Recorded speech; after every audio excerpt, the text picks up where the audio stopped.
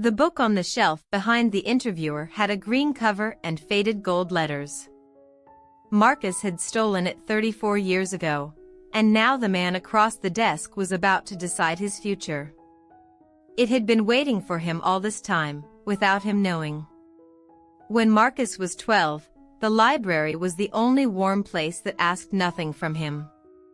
He lived 3 blocks away, in a 2-room apartment where dinner was often cereal and the heat sputtered on and off. His mother worked double shifts at the laundromat.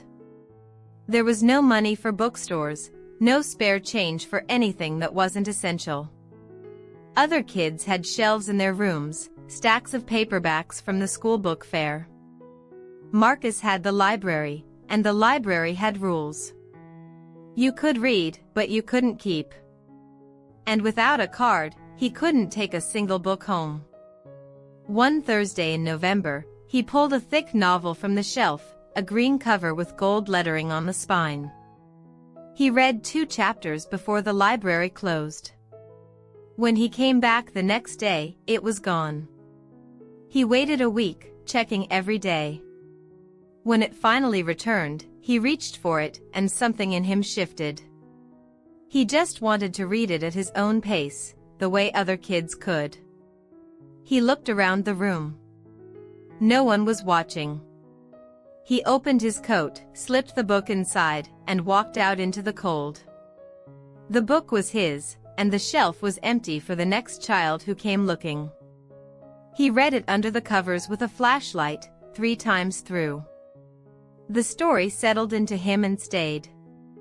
It was about a boy who built things, who took what was broken and made it whole. Those words gave Marcus a direction he hadn't had before. He kept that green book on his shelf for 34 years. Through high school, when he worked at the grocery store to save for college. Through college, where he studied literature and learned how stories were built. Through his first jobs at small presses, where he read manuscripts late into the night. He became an editor. He helped writers shape their stories, and he was good at it, patient, precise, the kind of editor who could see what a book wanted to become. When a position opened at one of the most respected publishing houses in the country, he applied. 3 rounds of interviews later, they called him back for a final meeting with the senior editor, whose word would decide everything. Marcus walked into the office on a Tuesday morning, shook the man's hand, and sat down. The interview began well, good questions, thoughtful answers, a warmth between them. The man asked what books had shaped him. Marcus started to answer, then glanced past the man's shoulder, and his breath caught. On the shelf, between 2 other books, stood a green cover with faded gold letters on the spine. He knew that spine. He had held it 1,000 times. The man followed his eyes, turned, and pulled the book from the shelf. "My first novel," he said. "I wrote it when I was 25. He turned it over, and Marcus looked at the author photo on the back. The same man, younger, with the same kind eyes. The circle had closed. The book that shaped his life had been written by the man now holding his future in his hands. For a long moment, Marcus said nothing. The man waited. Then Marcus took a breath and told the truth, the library, the cold apartment, the book that made him who he was. He told him he had stolen it, carried that weight for 34 years, and that he was sorry. The room was quiet. The man looked at him for a long time, then set the book gently on the desk between them. "You kept it all these years," he said softly. "That book cost $3.50 in 1971. But what it gave you, that's worth more than I could ever charge." He paused.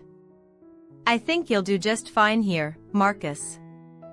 Marcus exhaled, the first full breath since he walked into the office. The choices we make don't disappear. They become roads. The book Marcus took at 12 became the road that led him to this office, to this man. When the moment came to be honest about where that road began, he was ready. Not because the truth was easy, but because he had carried that green book long enough to understand what it really cost. Remember this: what you take will find you again. What you hide will be waiting. The only way to truly arrive anywhere is to arrive as yourself. That green book still sits on a shelf in Marcus's office, beside the door, where he sees it every morning. He mailed a check to the library years later, many times the original price, with a note that said, "I'm returning this, with interest."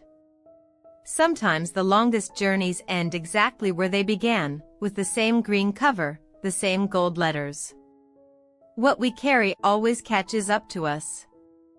Sometimes to punish, sometimes to teach, and sometimes, if we are honest enough, to forgive.